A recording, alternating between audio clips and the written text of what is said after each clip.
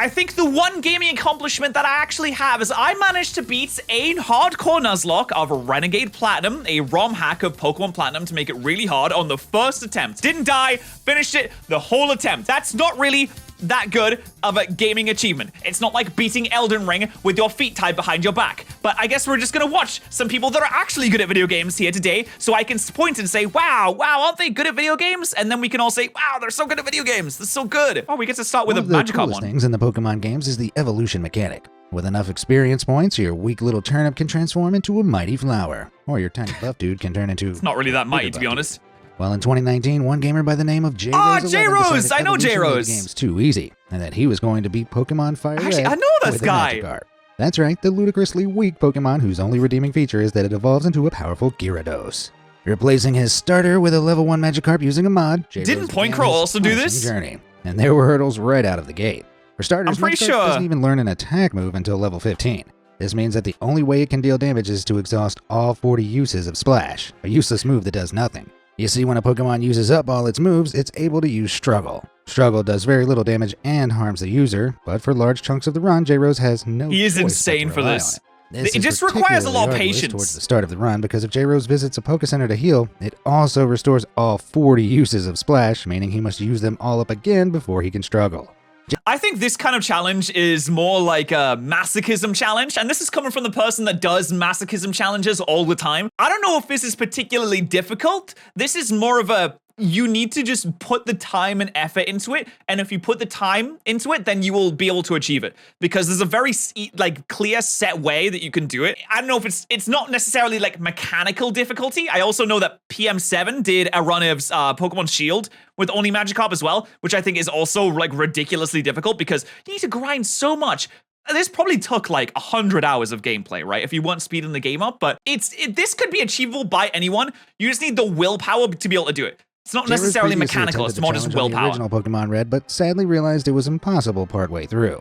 This is because in the original game, Struggle is a normal type move, and normal type moves cannot damage ghost Pokemon. And unfortunately for J-Rose, he found out all too late there are several unavoidable ghost battles in the game. In the remake, however, Struggle has no type and deals flat damage. Did he actually get halfway through the challenge just give it up? Makes the run easy, however. Consider J-Rose still has a terrible Pokemon with almost no useful moves and plenty of weaknesses. J-Rose even learns how Pokemon's stealth mechanics work so he can avoid difficult fights. Yeah, I didn't know this game had stealth mechanics either. Oh yeah, if you run past NPC, they will immediately turn to face you. So you have to walk past them. Also, you can use the start menu to manipulate where the NPCs are looking so you can walk past them easier. Despite being grossly overleveled, the final battle is ludicrously close.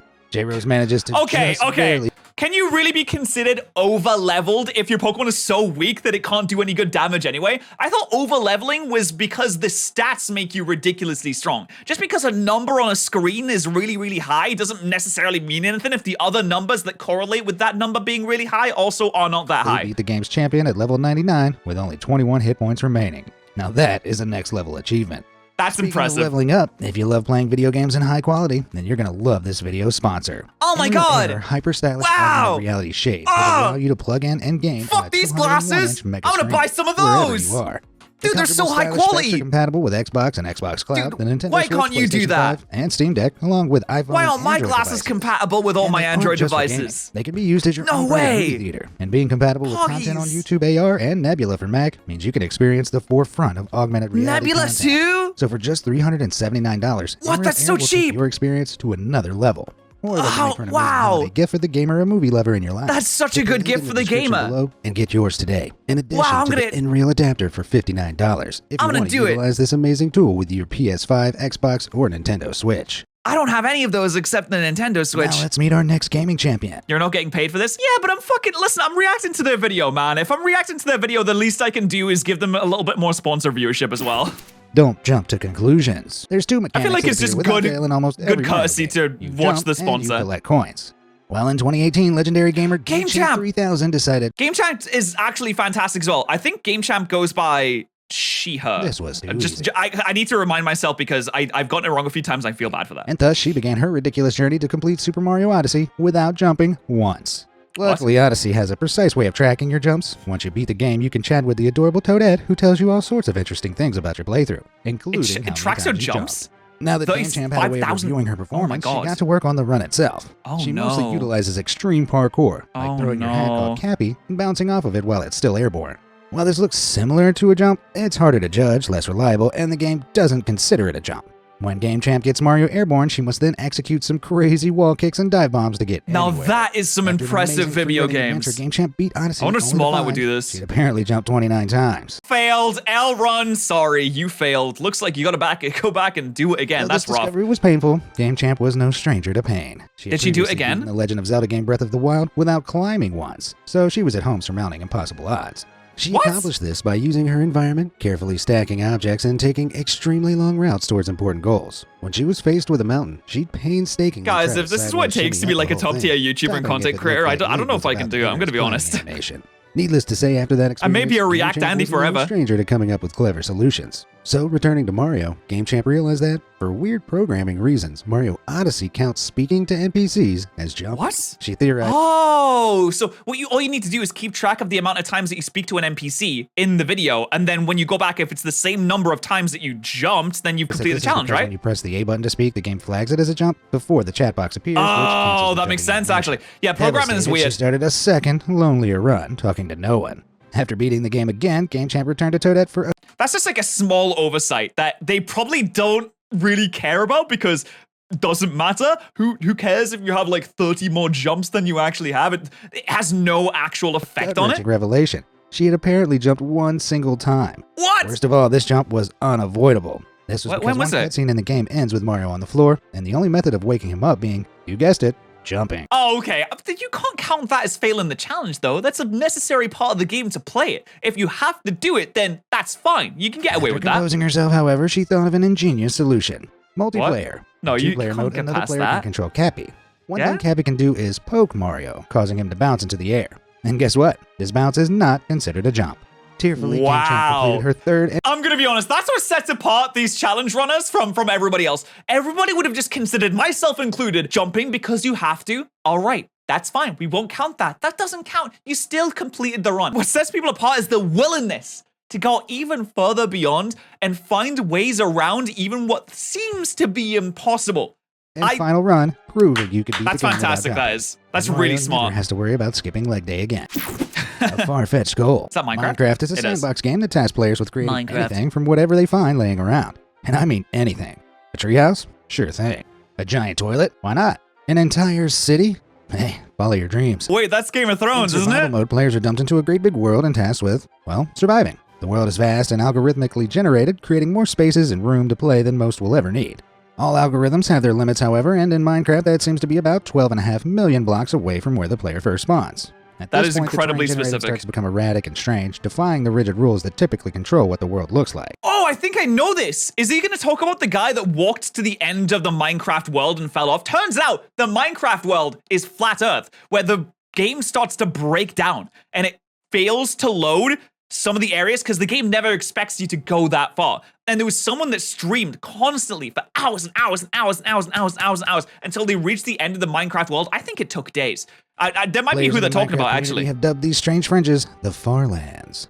Notch, the game's creator, commented that he thought it would be impossible to reach the Farlands without cheats or exploits. Which gamer... Yeah, well, Notch has said a few things that are not necessarily correct in the past, so no big surprise that Notch was wrong on this one. Kilo Crazy Man took as a personal challenge. In 2019, Kilo set out on his long journey into the deepest recesses of the Minecraft world. For 9 months, Kilo documented his adventure. 9 sometimes uploading multiple videos a day that were several hours long. The closer he got to his goal, the laggier the game became. This is the game begins to just break down. Spawn in and keep track of more terrain than it was ever expected to. On June 19th, 2020, Kilo became the first gamer to legitimately step into the mysterious wonderland the game intended to keep hidden. Oh my god, it is not holding it together. Oh my god. Wow, yeah, oh my god, look at that. It's just collapsing on itself. Single step, and we assume the Minecraft avatar has an average height of 5'10". That means Kilo's journey to the Farlands would equate to over 5,705 miles. Just for perspective, I was just gonna say this. It's further than around the world. That's the distance from LA to New York. That's not further than around the world. I was wrong. I take that back. I'm sorry. Pretty unfair. His real-life step counter still reads 0, if you ask me. Emotional Damage That's Run. insane. That's The Dark absolutely Souls ridiculous. trilogy is widely considered to be one of the toughest modern franchises in gaming. Known for the tight combat, tough bosses, and nefarious traps, it's likely most gamers will see the iconic "You Died" screen dozens of times on any given playthrough. That is, unless you're the Happy Hob who in 2017 became the first person to complete each game in the franchise without taking a single hit. Oh, Dark Souls runs have gotten way insane. There are people who play the entire franchise without taking a hit. They do Dark Souls 1, 2, and 3, no hits. They do Bloodborne, no hits. And then they say, let's take it a little bit further. Let's do Sekiro, no hits. Okay, Sekiro, no hits, done. All right, let's do them all in a row. No hits. The entire game without taking a single bit of damage. Okay, we did that? Fine. Okay, cool. And then it gets even weirder. Then you can get a little bit weird and wacky, like Twitch streamer Miss Mika beating all of Elden Ring bosses on a dance pad. On a goddamn dance pad. And I'm pretty sure she also accomplished this without taking any damage as well. It's completely insane. No, you heard me right. Not without dying, but without taking a single hit. If you've played these games, you know how nuts that is. Some of the bosses in the third game have many quick. These are some of the hardest games imaginable. It's a very long game with some less than desirable hitboxes. Look, that one had a tight development deadline. Let's not pick on it, okay? After accomplishing this staggering feat, Hob decided it wasn't enough and attempted something masochistic. No damage. The 3 games hitless in succession. Yeah, all in the same. Yeah, that's so crazy, man. Back to the first game, and guess what? That happened several times. In one instance that is absolutely gut-wrenching to watch, during the final boss of the run, this happens. No! Oh no! No. That's so painful. That is how many hours of gameplay? Oh god. Without a single point of damage, I would cry. I would cry. I don't care. I would cry manly tears of complete purity. After stepping away from the challenge, Hob returned a month later reinvigorated. He used numerous items that boosted his damage output based on having a light equipment load and low health, which makes sense. If you don't plan on getting hit after all, what use is armor? After 12 total grueling months of pain, Hob finally did it, becoming the first gamer to best the notorious trilogy without so much as a stub toe. That makes me so happy to see. The audience couldn't let him have this victory for 5 minutes before. There is nothing that feels better than this. I imagine, I've never done cocaine or crack or heroin. I imagine the high of all of those things put together is somewhat close to the high that he got from doing that, and he will be chasing it for the rest of his life. No human being will experience euphoria and pleasure on a level that you beating every single Dark Souls game consecutively with no damage. We're asking him when he would do the same with Bloodborne, Sekiro, and Demon's Souls, other games by Dark Souls developer colloquially referred to as the Soulsborne series. Eager to please and probably numb to the emotional pain at this point. Wait, no, he did not. A 5-game run in 2019 and a full 6-game run in 2021. Oh my god, he's ridiculous! He just kept going. This just became his full-time job, just not getting hit. Bro, he's crazy. Elden Ring came out recently, but please, people, he's had enough. No, he's gonna do it. He's gonna do it. He's gonna add Elden Ring onto it. Oh my god, that's ridiculous. It's all about beating a game as quickly as possible, but as god-tier gamers Chrism and Value 111 might tell you. Wait, Chrism? Well, I know Chrism as well. Chrism does Pokemon challenges. That doesn't mean it's always quick. That's because at Summer Games Done Quick 2016, the two competed against each other in one of the most brutal competitions in all gaming, the 602 run. This gauntlet involves collecting every single star in Mario 64, Sunshine, Galaxy, and Galaxy 2. Oh no, come on. Other, for a grand total of 602 stars.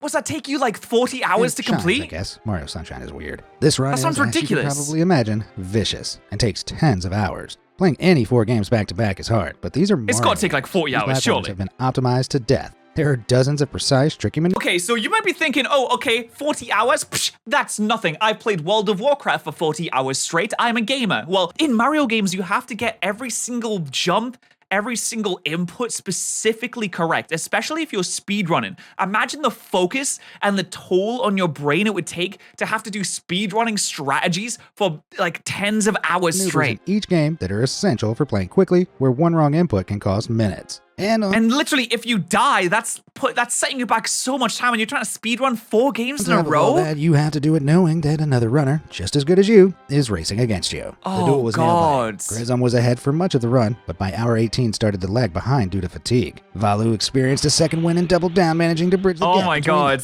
In the end, both players entered the final stage of Mario Galaxy 2 at almost the exact same time. The level is fittingly called The Perfect Run, and I can tell you from experience, it's hard. I've personally collected every star. I wonder if they knew how far ahead the other Simply person couldn't do it. was. The level contains some of the most treacherous platforming Nintendo has ever devised, and to top it off, your health is reduced to 1, so 1 strike and you're out. Chrism and Valu, after over 20... Okay, I have to stand my boy. Come on, Chrism. You got this. I believe in you, buddy. You can do this. Pokemon Challenge Guy, Mario Challenge Guy extraordinaire. You got this. Come on. Began the level around the same time. Yeah, They both dodged boomerangs, jumped clouds, and narrowly avoided lasers perfectly. Let's go. In the end, Valu managed to win by just 5 seconds. 5 seconds? After 21 hours and 40 minutes of racing, 5 seconds to God. Wow, that is ridiculous. 5 seconds. Oh, that feels Since so then, the run bad. has been further optimized with That's crazy. a record of 19 hours and 57 minutes in 2020. Still, Bro, I think everyone no one should have to do a speed run that lasts 20 hours. If you're doing a speed run that lasts 20 hours, you're not doing a speed run. That's not fast. There's no speed about that. But you know what there is? There's an opportunity, champ. There's an opportunity to subscribe to youtube.com/morepat and help us get to 100,000 subscribers, because there's always an opportunity for that, ladies and gentlemen. And that's what you should do right now.